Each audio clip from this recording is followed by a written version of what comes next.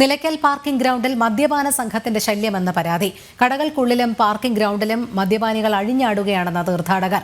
പരാതി അറിയിച്ചിട്ടും പോലീസ് ഇടപെടൽ കാര്യക്ഷമമല്ലെന്നും ആക്ഷേപം.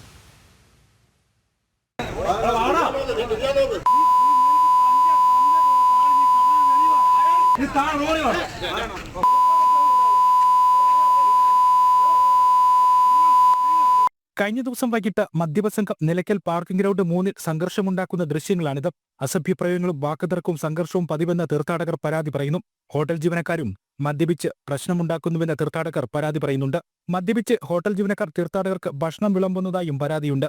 സംഘർഷം രൂക്ഷമാകുമ്പോൾ സ്ഥലത്ത് പോലീസ് എത്തുമെങ്കിലും കാര്യമായ ഇടപെടൽ ഉണ്ടാകുന്നില്ലെന്നും ആക്ഷേപമുയരുന്നു.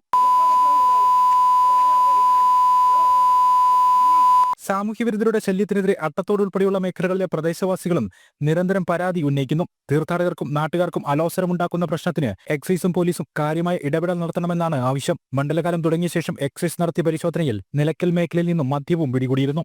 ജനം, പത്തനംതിട്ട.